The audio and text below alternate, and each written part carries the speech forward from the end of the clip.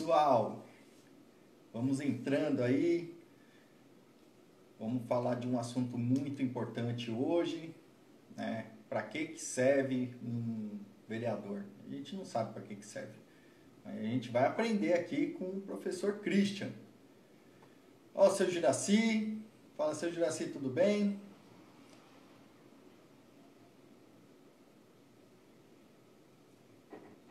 Vamos lá, galera, esperar aqui meu convidado chegar.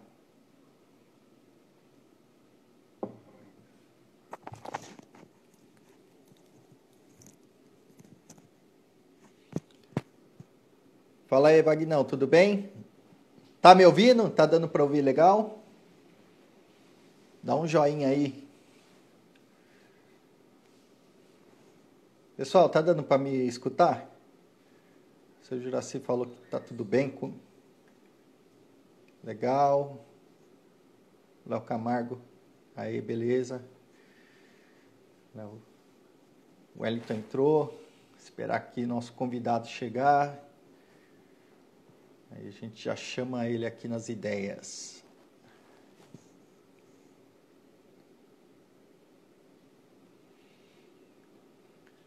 Então, pessoal, a gente sabe muito da importância dessa eleição de 2020, né? Uma eleição municipal, mas a gente não sabe qual a importância de um vereador, por incrível que pareça.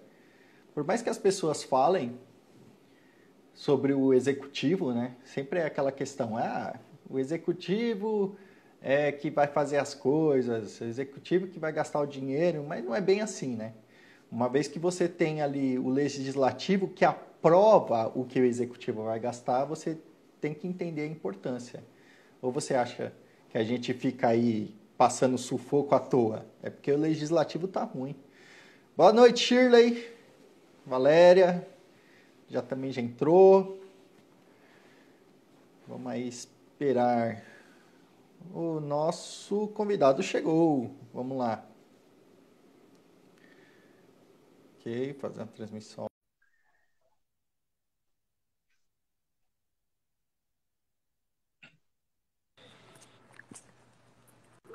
Opa. Salve, mestre. Ô, Correia, como é que tá? Tudo bem? Tudo jóia? Tudo ótimo. Agora, melhor ainda, né?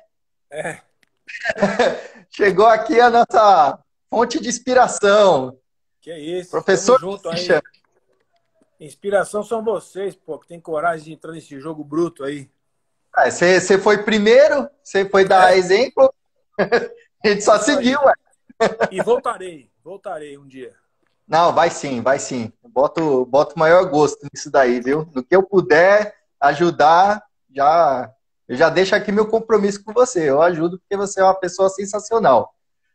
Que é isso, cara. Legal, tamo junto. Vamos junto nessa. Professor, Diga. a gente tem um grande problema no nosso país, que é ainda ter uma cultura de salvador da pátria. Isso. Então, esse salvador da pátria, ele é focado em cima do executivo. Então, ou é prefeito, ou é governador, ou é presidente. Então, a pessoa pensa que se votar nesses caras, tudo vai dar certo e acabou. Não precisa se preocupar com mais nada. Mas essas eleições agora de 2020, eu sempre venho falando para o pessoal, é a eleição mais importante que nós temos de todos os tempos. Porque é aqui na cidade, né, na cidade de São Paulo, aonde a gente tem a oportunidade de começar a desmanchar todo um esquema dentro da política que a gente já está cansado de estar sofrendo com isso, né? Que é a eleição para vereador. Então, professor, a gente queria saber do senhor, qual é a importância do vereador dentro das eleições? Fala aqui para a gente entender qual é a importância dessa figura. Olha, Correia, primeiro, rapidamente, queria te cumprimentar de verdade por ter enfrentado a seleção, o processo seletivo, por ter parado a sua vida aí privada para se dedicar a um projeto público. Eu conheço a sua história pessoal, que você já me contou. Você tem razões suficientes para se indignar com a realidade política, como todos nós, e está se dedicando aí para fazer a sua parte. Então, recebe meu cumprimento em nome meu, pessoal, da minha família e dos nossos filiados e também da minha a parte que me cabe do partido, né? Assim, e outra coisa importante que você falou sobre o personalismo. O personalismo é um mal da política brasileira. A gente está construindo uma instituição que o oposto de personalismo é o institucionalismo. As instituições têm que estar na frente das pessoas. Então, é isso que a gente está fazendo. Você citou bem o problema brasileiro, entre outros, é o personalismo. O salvador da pátria, é o gênio que vai resolver o problema de todo mundo. Isso não existe. Existe são assembleias, corpos executivos e lideranças. Isso existe. E na vereança, qual é a dimensão da vida de um vereador? As assembleias municipais são as pessoas que cuidam da legislação municipal, mas no caso brasileiro, a função fundamental de um vereador é controlar as ações do executivo, muito mais do que legislar.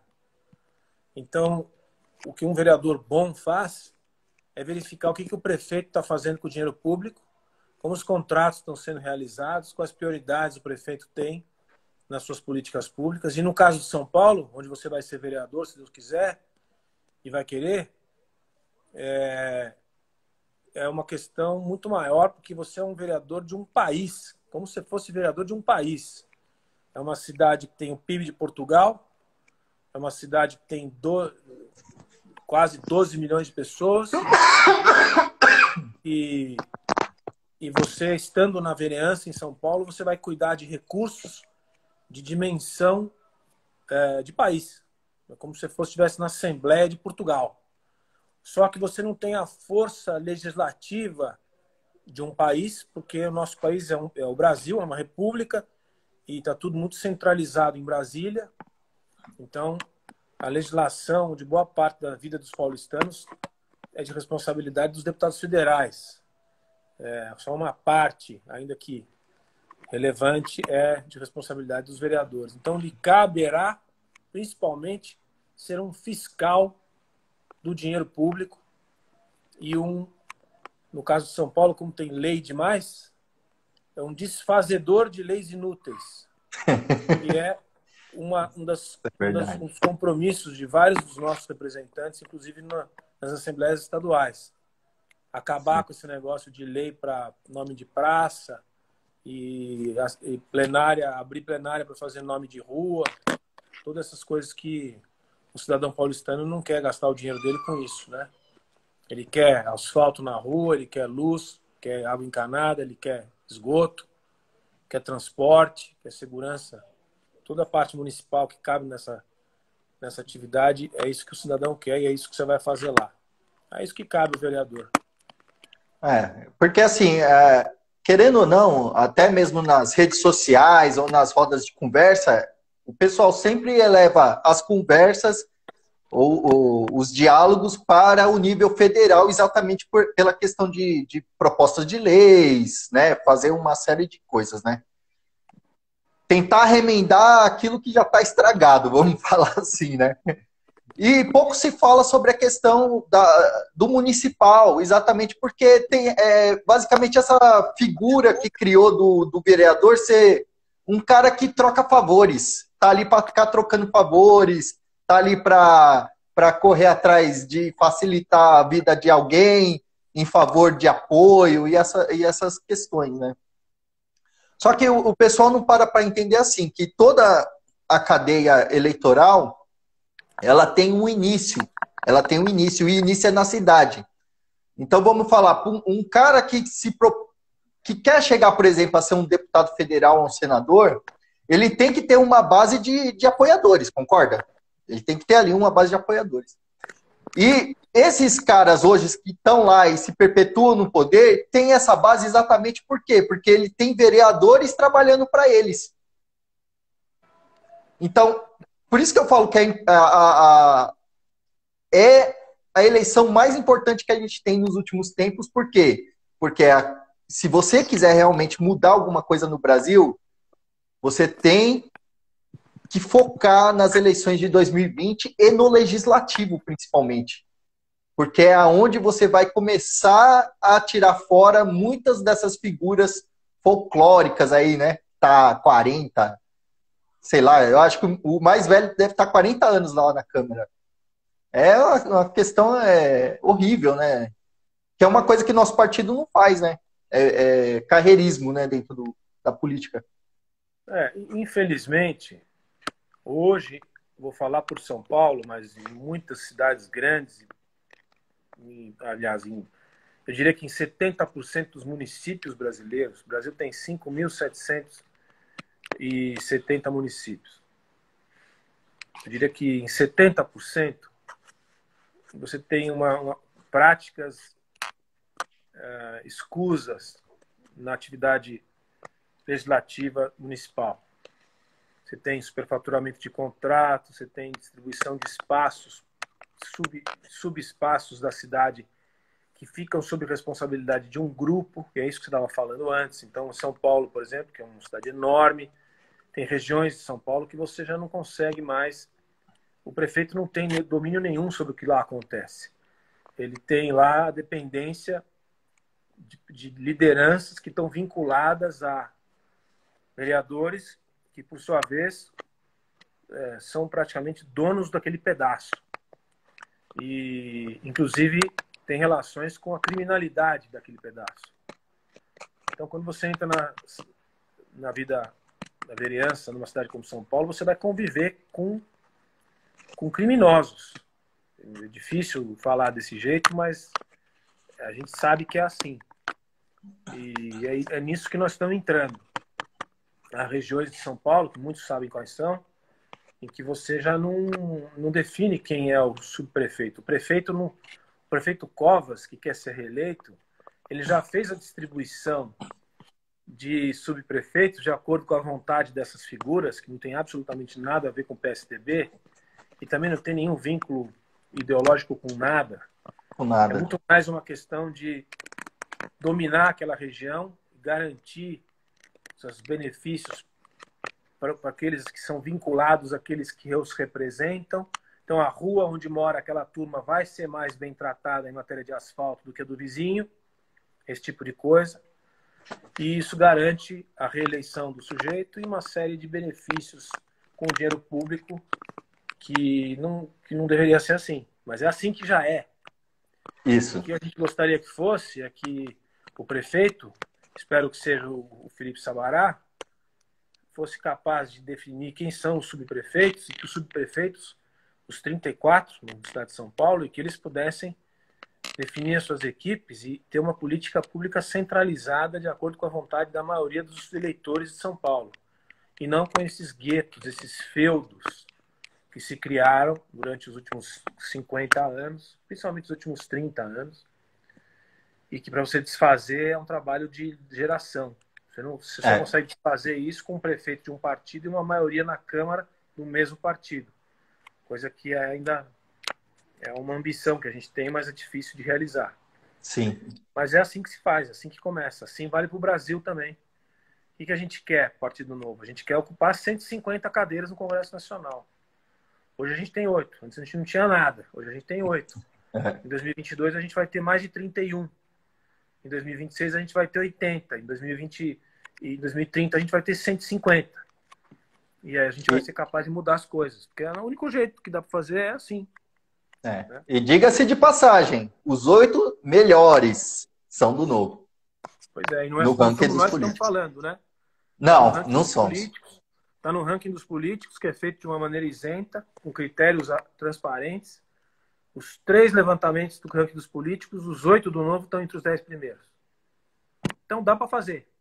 Dá para fazer. Tá. Tem que ter paciência, tem que lutar muito, ainda mais quem não usa dinheiro público, né?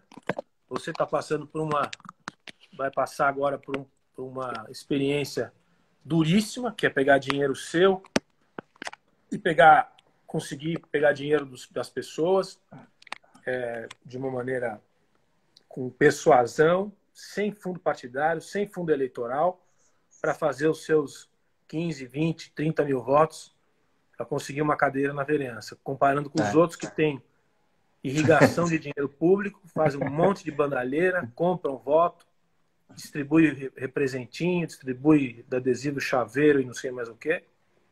É assim. É coisa para quem tem faca no dente e fígado de aço. É verdade. Vai ser uma disputa. Antes da gente começar, continuar, vamos lá. O pessoal, tem aí, ó, embaixo aí uma setinha, parecendo aí uma setinha. Compartilha aí com seus amigos, né, seus familiares. Faz o pessoal entrar aqui nessa live, porque conhecimento vale mais que dinheiro. E se você tiver conhecimento, você vai conseguir mudar muitas coisas na sua vida, inclusive a política aqui de São Paulo. Então vai lá, compartilha com o seu pessoal. Professor, então uma pergunta aqui da Shirley, e ela falou assim: Correia, você vai ficar até o final do mandato? É uma coisa importantíssima. Pessoal, se você for escolher alguém, e isso é o que eu falo, viu, mestre? Não precisa ser eu, mas escolha alguém que vai abrir mão, né, de assessores, são 18 assessores, né, pelo menos trabalhar ali com seus 6 ou 7 assessores, que não vai ter verba de gabinete, né, que vai cortar custos e regalias para poder querer entrar lá. Inclusive, que se comprometa a ficar os 4 anos do mandato, para não querer ficar fazendo essa escalada política. Ah, se elege em 2020, 2022 já quer ir para um estadual ou para um federal e assim vai. Porque essa pessoa não tem compromisso com a cidade. Ela tem compromisso com o poder. Se ela não quer...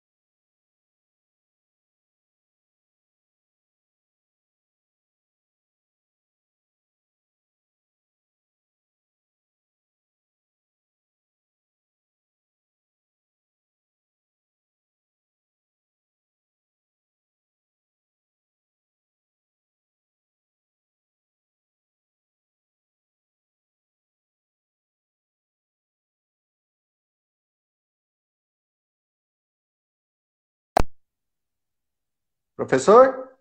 Opa, voltou. Oi. Voltou. Tava travado. Tava travado. Perdi Deu 1 uma minuto e meio. travadinha. Não, imagina. Aqui cada minuto do senhor vale 20. Fica sossegado. Então, eu estava falando para o pessoal, né, clicar aqui na setinha e compartilhar aí para os amigos. Vamos chegar a 50 pessoas visualizando essa live aqui, que é muito importante, gente, muito importante. A gente tem que ter consciência do que a gente tem que fazer esse ano para poder renovar aquela Câmara de Vereadores e poder ainda mais mudar os aspectos aqui de São Paulo. Professor, fala um pouquinho da sua experiência aí na sua campanha de 2018, porque o senhor começou querendo ser um senador e terminou sendo candidato à vice-presidência. Como foi isso na sua vida?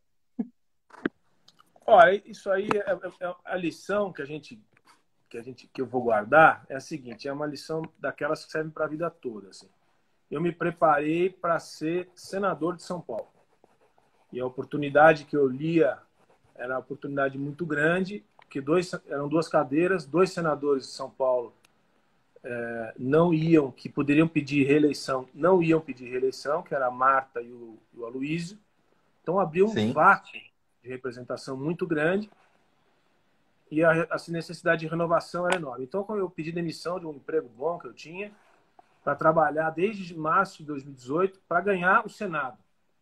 E comecei a trabalhar mesmo, para valer, gastar dinheiro meu e dos outros, que eu consegui recurso, rodar o estado de São Paulo e tal. Quando chegou na primeira semana de julho, duas coisas aconteceram ao mesmo tempo. O Datena, da televisão, se lançou ao Senado.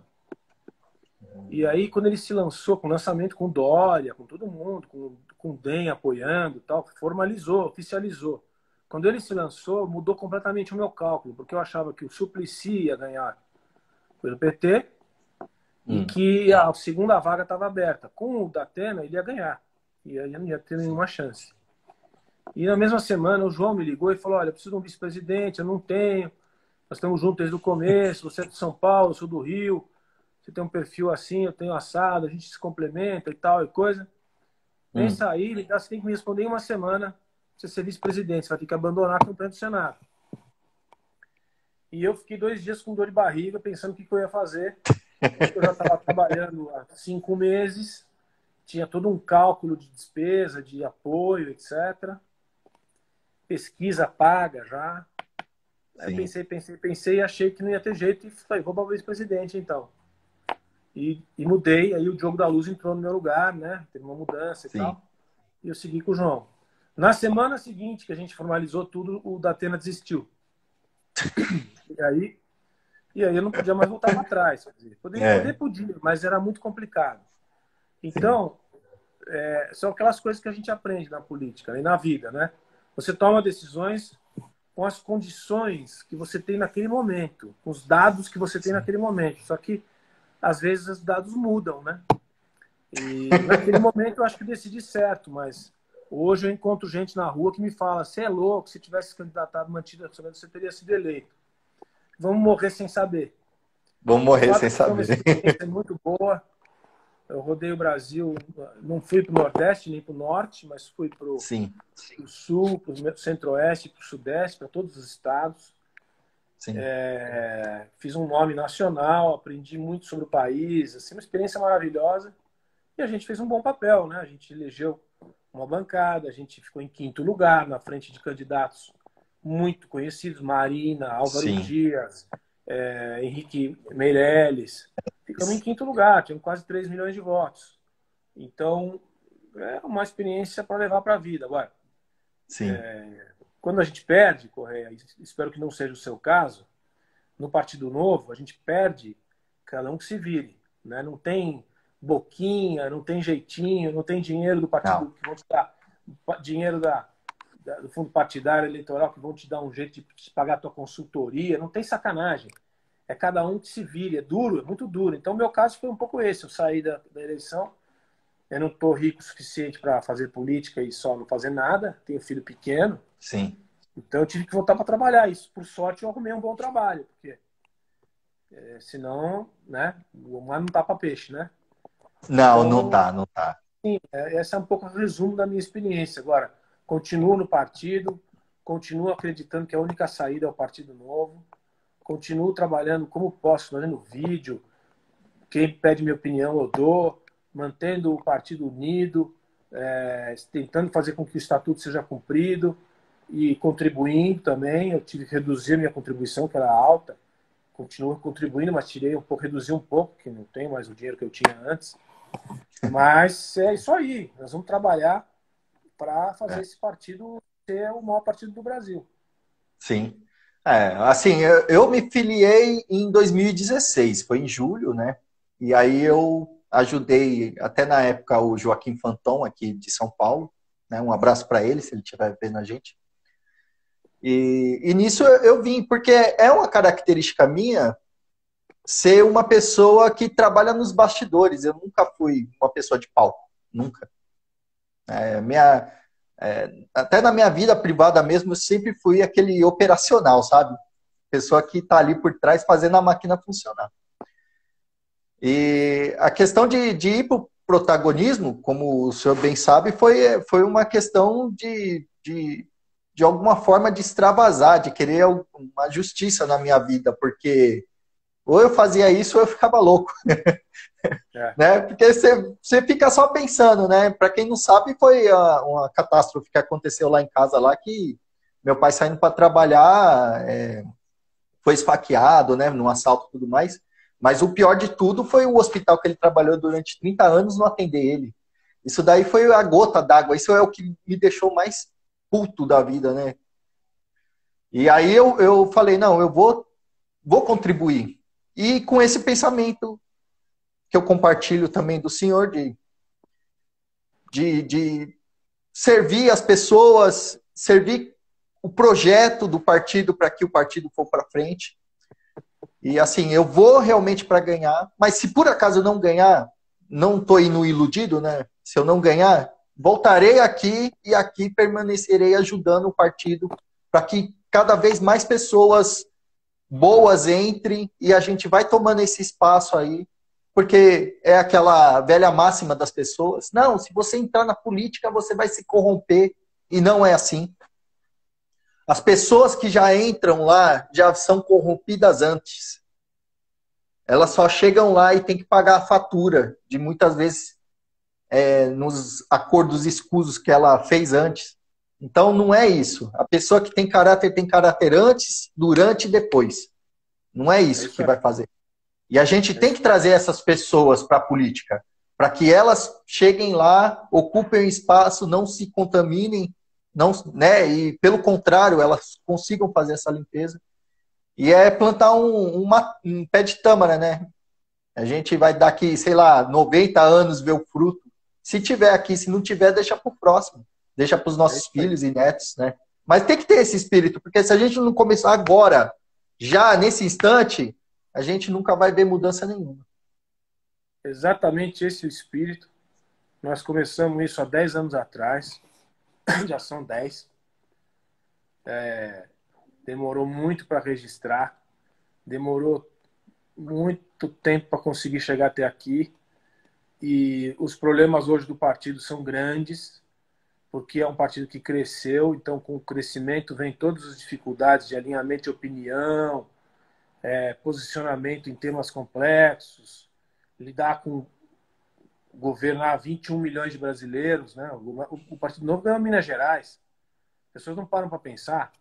O Partido Novo É, governa Minas Gerais. O segundo colégio eleitoral do Brasil é nosso. sim, Então, um estado dos mais importantes do país, em todos os sentidos, na história, na política, na economia, na cultura, está na mão do Partido Novo. Nós temos uma bancada de 8 deputados, como a gente comentou, que trabalham por 40. Então, o partido não é mais aquele projeto que ele era antes. Hoje ele é uma realidade da política brasileira. Então, todos os problemas hoje são do mesmo tamanho que ele está. Quer dizer, são alinhamentos, um governo atual, um governo difícil. Você tem que saber lidar com as relações de dia a dia, de executivo, de legislativo. Governar Minas quebrado não é uma coisa trivial. não. Então, tudo isso gera. Todo o processo de construção, de governança do partido gera muitos conflitos, mas não é isso que vai fazer a gente esmorecer, né? A gente vai Sim, continuar lidando com os problemas de forma transparente e vamos crescer. Esse ano nós vamos eleger alguns prefeitos em cidades grandes e isso vai, em 2022, dar mais força para o partido fazer uma bancada ainda maior, eleger, quem sabe, mais governador, vai lançar presidente e assim será. E o Brasil vai acontecer com a gente junto. sim, sim. É, porque por mais ansiedade, eu vejo até algumas pessoas comentando aqui, por mais ansioso que a gente esteja pela mudança, a gente não pode ser inocente. A gente não pode, porque a gente não vai conseguir isso do dia para a noite.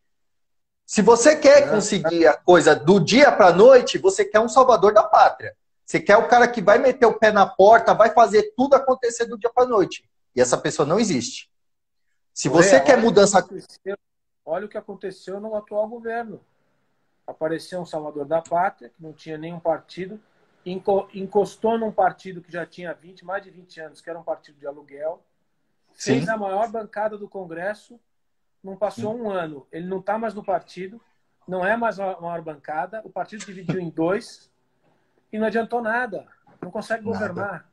A Não. única maneira de governar é com um partido político unido e grande e com ideologia orientada. que é o que nós estamos construindo. O resto Exa não tem saída. exatamente. Por isso que eu quis fazer uma live hoje falando sobre a questão do vereador. Qual é a importância dessa figura? Gente, essa figura, se você investir certinho nela, né, se você pegar e votar certinho em pessoas que vão abrir mão do fundo partidário, fundo eleitoral, vão ficar lá os 4 anos, vão abrir mão de privilégios, tudo isso, se o seu candidato fizer isso, a gente tem uma grande probabilidade de começar a dar certo. Se você votar no cara que faz lá, coloca gramado lá na quadra do seu clube lá, dá cesta básica, dá dentadura, enfim, fica trocando favor por voto, então esquece. Esquece que o Brasil não vai para frente desse jeito. Então a importância do legislativo é essa, que é para longo prazo a gente melhorar. E essa ansiedade de, não, porque tem buraco, tem não sei o que, não sei das quantas lá, se você não trocar os vereadores, não dá uma chance de colocar gente sem vício, pessoas que querem realmente participar e mudar e fiscalizar o prefeito, como o próprio professor aqui ensinou no começo, a gente não muda. A gente não vai mudar. E não existe mais ninguém que possa fazer a não ser você. É tomar responsabilidade para si e fazer alguma coisa. Não adianta ficar, porque o político não presta, porque ninguém presta, porque não adianta. Porque se a gente está hoje nessa condição, você tem uma parcela de culpa também. Assim como eu tive. Então a gente tem que parar e a primeira coisa que tem que mudar é a nossa mente. Não, tem como mudar. E aí depois o próximo passo é escolher quem vai ser a mudança. Isso é importante. Professor, fala pra gente aí, quais são suas perspectivas na política aqui de São Paulo? Inclusive eu achava que o senhor ia vir para prefeito, né? Mas foi um leve engano. Eu escrevi, eu quando saí da eleição, 2018, eu tive que pensar o que eu ia fazer da vida.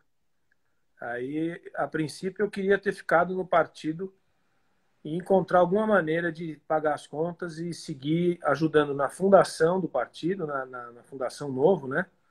Que é a formação dos quadros.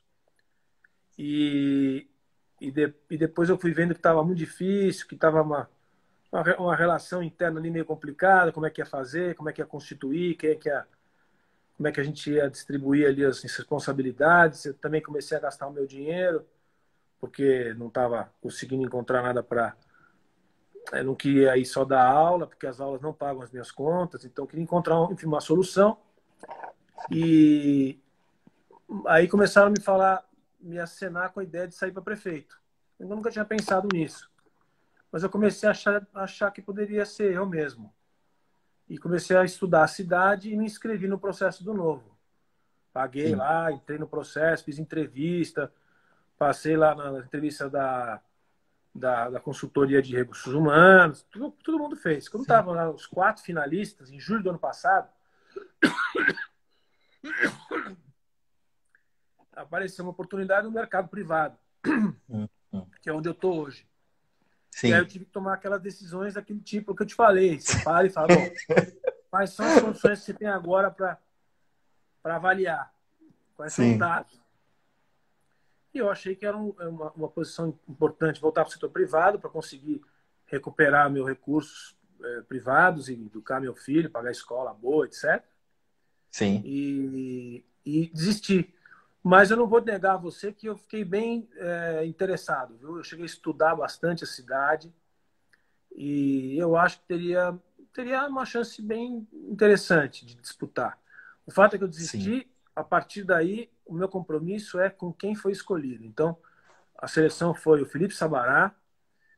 Tem uma discussão aí, acho que não saudável, em torno de não gosto dele, não devia ser. Não importa. Você é do Partido Novo, você segue os processos, você acredita no estatuto. Então, teve um processo, ele entrou, fez todo o processo, foi escolhido. Então, o nosso objetivo agora é apoiá-lo, inclusive porque ele tem boa chance de ganhar. As eleições desse ano, nós não estamos entrando para concorrer só. As eleições de 2020, como você colocou no início, elas são muito diferentes.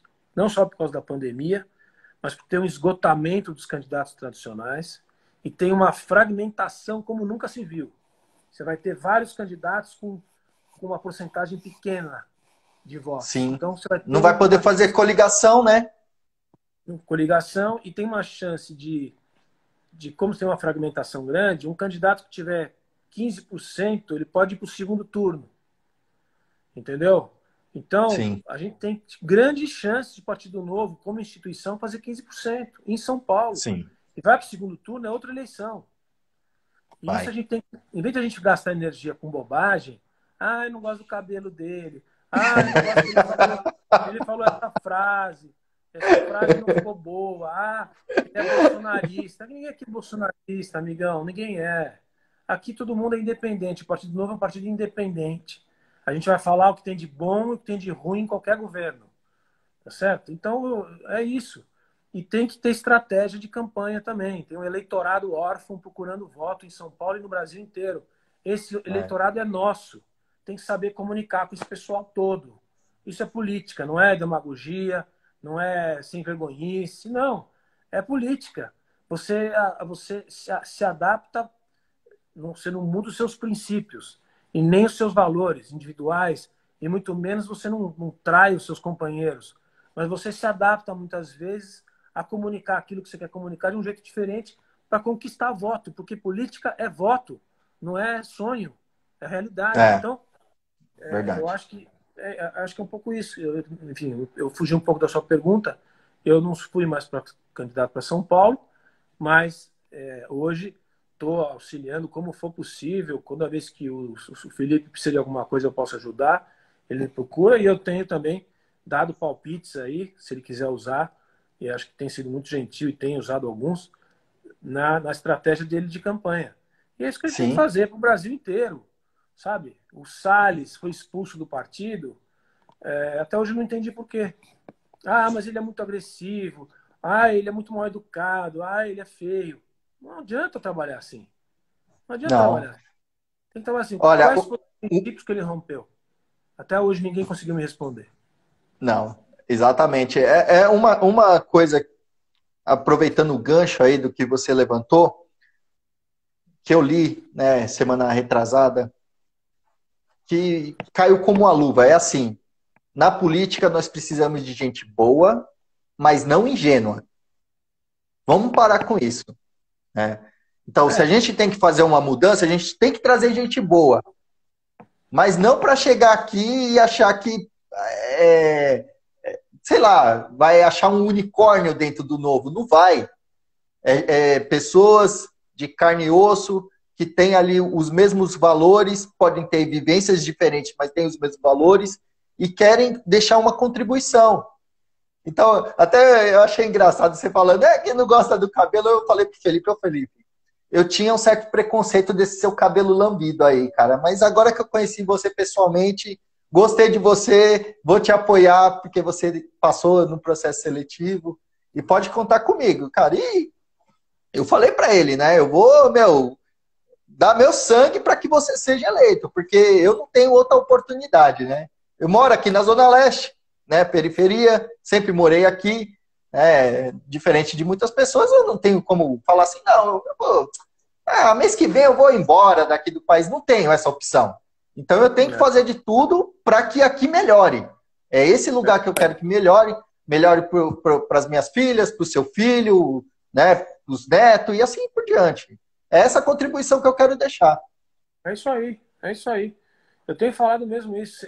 Tem duas coisas que você falou importantíssimas. A primeira é, assim, quando a gente tem que ser sempre, eu acho, a gente tem que saber que a gente não sabe tudo, a gente tem que ser humilde em tudo que faz na vida, porque tem sempre alguém que sabe mais que a gente. Então, Sim. assim, se a gente tem um comportamento, às vezes, meio purista e meio eu sei tudo e vocês não sabem nada, você passa a ter uma percepção de arrogância. E a gente peca um pouco por isso. Os arrogantes, porque eles acham que eles sabem tudo. A gente não É, pode ter, não pode passar essa percepção. a gente também não pode passar a percepção de ingenuidade, que também é uma coisa muito ruim. Você vai ser engambelado por todo mundo. Nem ingênuo e nem arrogante, né? Assim, a gente só tem algumas ideias na cabeça e a gente quer implementar essas ideias. Então a gente ouve todo mundo, a gente respeita a opinião, mas algumas coisas a gente não concorda e não vai concordar e acabou. Tem E pronto. princípios muito fixos e vai seguir em frente. É importante diferenciar também, Correia, que a gente tem falado muito em princípios e valores, mas a gente tem misturado as coisas.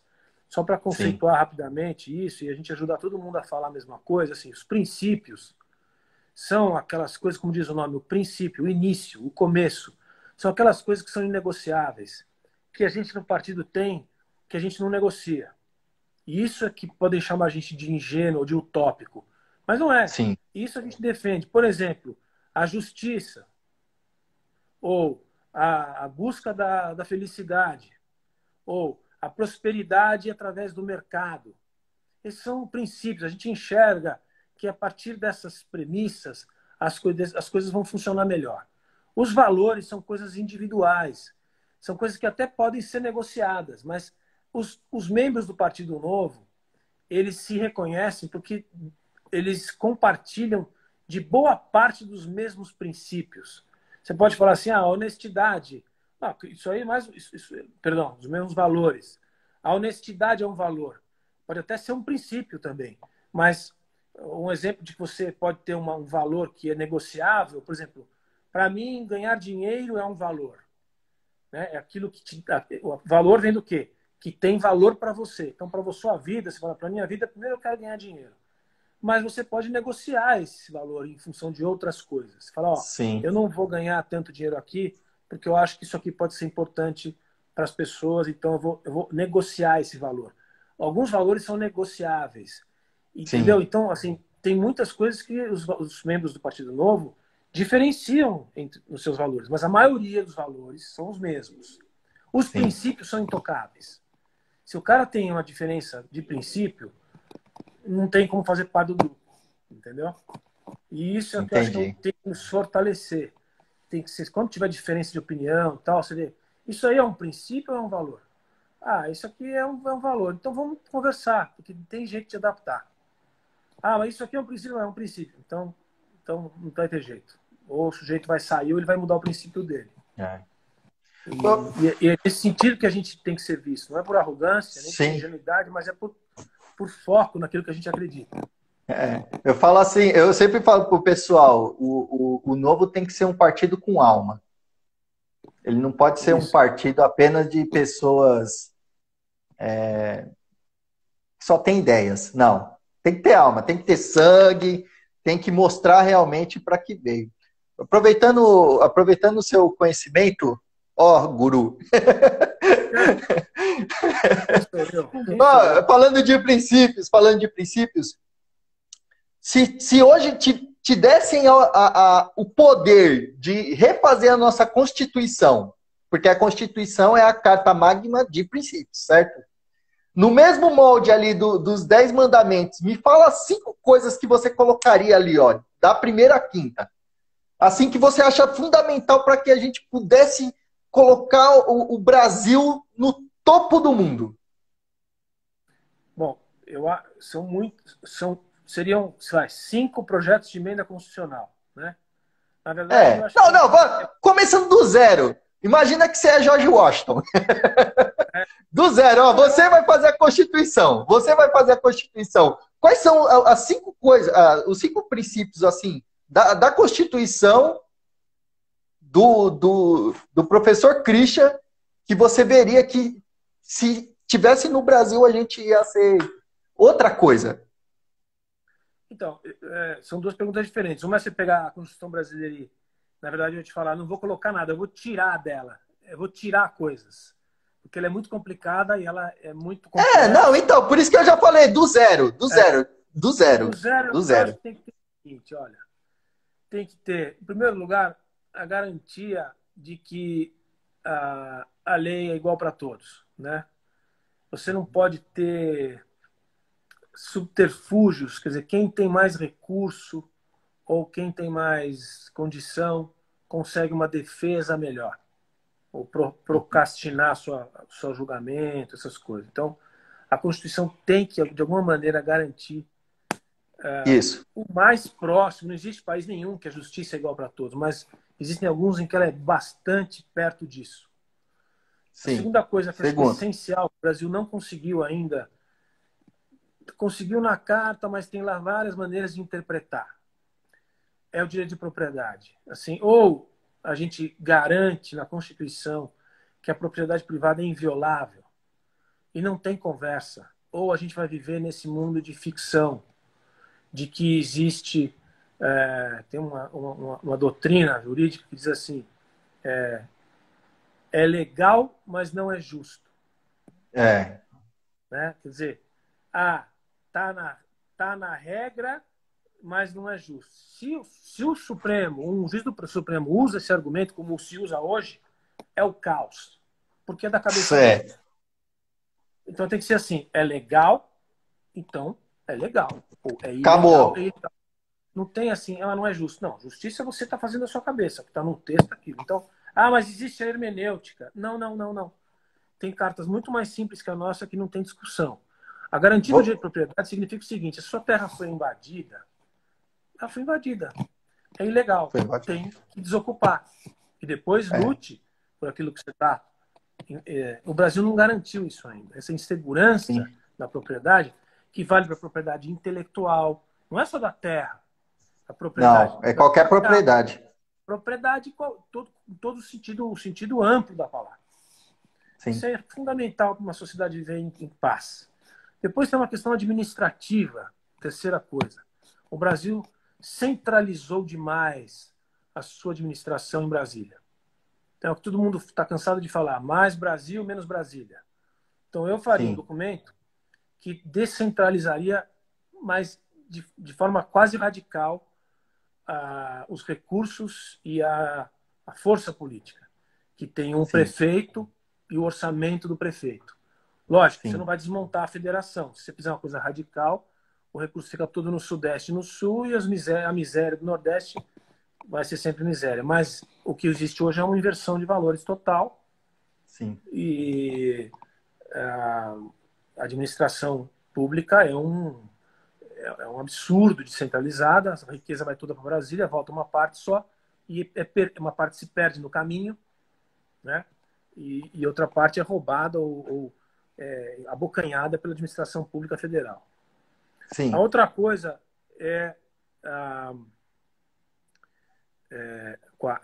quarta coisa, eu estou pensando, porque você falou 5 assim, estou tentando tirar de primeira. É a ideia de que a educação e a saúde tem que ser... almeja-se que a educação e a saúde sejam integralmente custeadas pelo Estado. Isso na saúde é fato. O SUS, a Constituição garante, você conhece melhor do que eu, que todos os brasileiros têm direito à saúde em todas as suas dimensões, e a realidade mostra que 55 milhões de brasileiros têm seguro privado porque não acreditam que aquele sistema funcione. Então, se é assim, não deu certo. Então, o Brasil se vangloria de ter um sistema público e único de saúde e ser o único país do mundo com mais de 100 milhões de habitantes que tem, mas, na verdade, ele não funciona.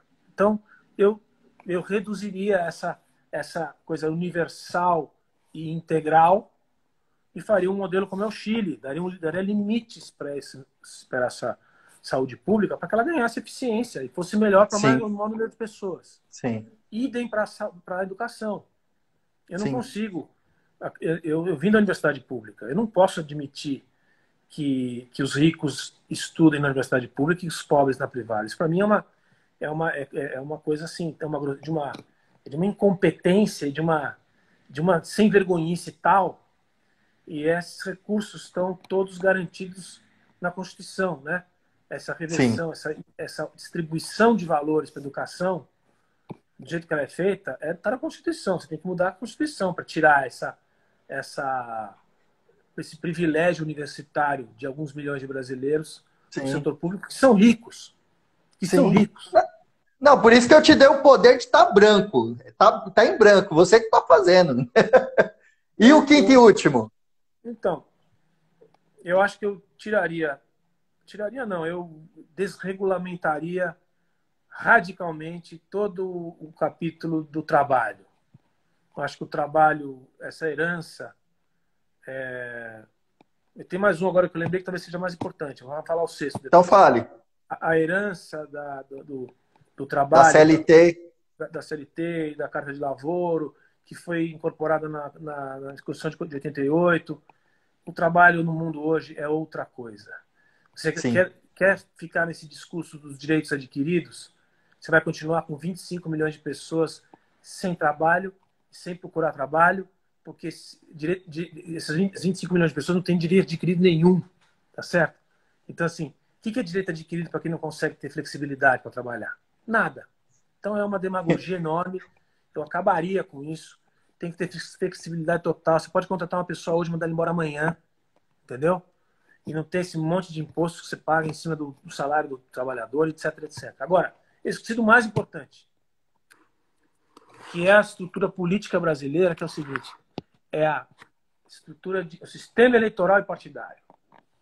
Esse daí que é a grande reforma política. A reforma política que é a mãe das reformas e que está na Constituição, que eu alteraria a herança do pacote de abril da subrepresentação dos estados do Sul e do Sudeste e a sobre-representação dos estados do Norte e do Nordeste.